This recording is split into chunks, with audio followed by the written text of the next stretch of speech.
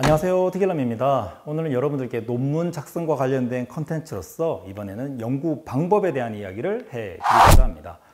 앞서 다룬 영상에서 논문 작성 과정에 가장 많이 듣게 되는 질문 혹시 기억나시나요?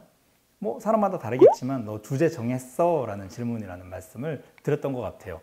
주제가 중요하다고 생각이 됩니다. 그죠? 마치 주제만 딱 정하면 연구가 거의 다 된 것 같다라고 생각하시는 분들도 계실 텐데요. 저는 감히 이 주제보다 오늘 말씀드리는 이 영상에서 말씀드리는 연구 방법이 훨씬 더 중요한 사항이라고 말씀드릴 수 있을 것 같아요.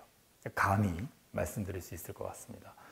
논문의 연구 방법 어떤 내용이 들어가나요? 일반적으로 연구에 참여하는 사람, 그리고 연구 진행하는 기간, 그리고 연구의 단계나 절차, 그리고 그 연구 과정에서 수집된 데이터들을 어떻게 분석할 것인지, 그리고 그런 자료들의 신뢰도를 확보할 수 있는 방안들에 대해서 이제 실제적인 어떤 연구의 진행 과정에 대한 내용을 서술하게 되는 거죠.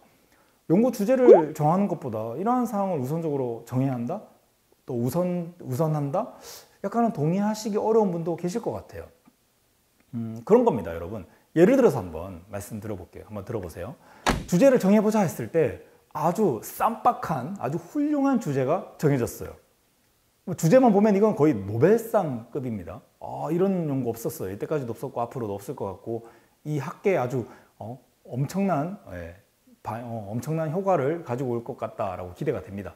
의미 있는 중요한 연구처럼 어떤 이제 기가 막힌 연구 주제가 정해졌다라고 우리가 가정을 해볼게요. 그런데요, 그 주제에 따른 연구를 하기 위한 대상 모집이 어려워요. 대상 모집 가능성이 없어요. 그리고 구체적인 연구 방법도 정해지지 않았어요. 과연 그 연구가 가능이나 할까요? 혹시 빛 좋은 개살구가 되진 않을까요? 저는 지금 바로 현실성, 어떤 가능성에 대한 이야기를 드리고 있는 거예요. 그러니까 구슬이 서말이라도 깨어야 보배라는 말이 있잖아요. 연구 주제와 연구 목적을 정하는 거 좋습니다. 좋은데요. 그 목적에 도달하기 위해서 참여자들 어떻게 모집할 거냐는 거죠. 요즘에는 연구 대상자라는 말을 잘 쓰진 않아요. 연구 참여자라고 합니다. 네.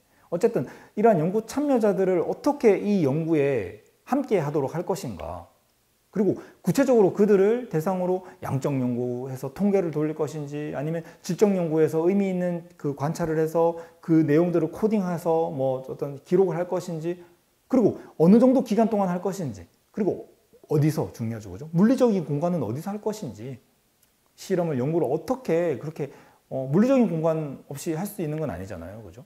그리고 그 연구에 대한 신뢰도와 타당도는 어떻게 확보할 거냐 하는 거죠.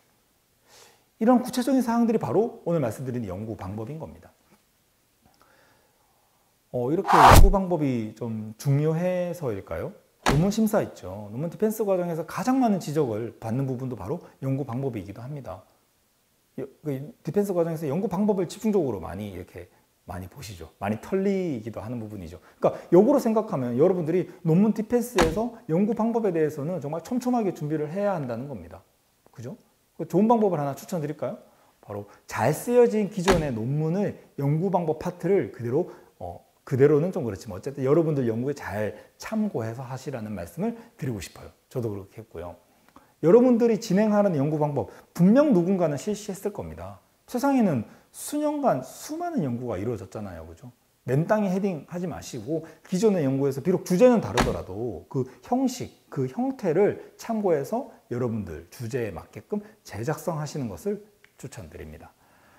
이렇게 논문을 쓰다 보면 선행연구자들에게 굉장히 감사한 순간들이 많습니다. 앞서 선행연구를 검색하고 조사하는 것 중요성 여러분들께 충분히 이 말씀을 드렸고요. 여러분들이 연구의 이론적 근거를 제시해 주면 물론이고 내 연구의 모델이 되는 이런 벤치마킹 할 수 있는 선행연구를 선행연구의 연구 방법을 제시해 주는 것도 너무 감사한 부분이기도 하죠. 한 가지 더 추천을 해드리면 전반적인 연구 방법에 대한 구조도를 미리 작성하시면 좋을 것 같다라는 말씀을 드립니다. 제 논문을 한번 볼까요? 네, 저는 이렇게 전반적인 연구의 흐름도라고 작성을 했었거든요. 어떤가요? 이러한 흐름도를 작성해 놓으면 저도 연구 진행 과정에 전반적으로 확인하기 좋겠죠. 수월합니다. 내가 지금 2단계에 있고 앞으로 2단계로 넘어가겠구나 라고 전반적으로 그 과정을 체크할 수 있고요. 또한 저는 이 논문에서 서론에 들어가기 전 페이지에 이렇게 논문 개요도도 작성을 했거든요. 앞서 살펴본 연구 방법의 흐름도나 지금 보고 있는 이런 논문의 개요도 이런 것들을 보시면 연구자인 내가 전체적인 내용을 확인하는 것에도 도움이 될 뿐만 아니라 나중에 나의 논문을 보게 되는 독자들 그리고 그 논문 디펜스 과정에서 보시게 될 커미티들이 이런 내용들을 보면은 연구가 이렇게 되어 있구나라고 일목요연하게 논문의 전체적인 틀과 연구 방법의 어떤 흐름도에 대해서 확인할 수 있는 그런 배려가 있게 이렇게 할 수 있다는 거죠. 논문에서 그리고 이 일관성이라는 게 굉장히 중요하거든요. 개요도에서 그 일관성을 유지하는지도 확인할 수 있는 겁니다. 처음에 연구 목적을 딱 정했는데 그 연구 목적을 달성하려는 그 방향, 그게 일관적으로 잘 지켜지는지 그걸 확인할 수 있다는 거죠. 처음 정한 여러분들의 그 연구의 필요성이나 연구의 목적을 연구 결과와 논의, 마지막 결론까지 쭉 이어갈 수 있는지를 이렇게 확인할 수 있는 거죠. 간혹 연구가 진행되면서 처음에 그 정한 목적과 다르게 일관성 없게 완전 새로운 결과를 도출하는 연구가 있기도 하거든요. 그러면 안 됩니다. 분명히 지적사항이 나오고 굉장히 어려움을 겪게 되는 겁니다. 한 가지 더 말씀드리면요. 앞서 잠깐 보셨던 제 연구에서 연구 방법을 보실까요? 한 가지 연구 방법만 썼나요? 아니죠, 그죠? 면담과 같은 질적 연구와 함께 현장 적합성 평가의 어떤 통계적 분석도 같이 했었거든요. 양적 연구도 병행했었습니다. 양적 연구와 질적 연구 각각의 장단점은 분명합니다.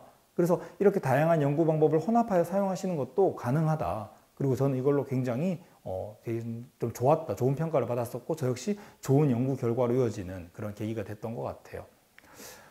다음에 기회가 된다면 다양한 연구 방법에 대해서도 상세하게 말씀해 드리도록 하겠습니다. 이상 특수교육 읽어주는 남자였습니다. 여러분 감사합니다.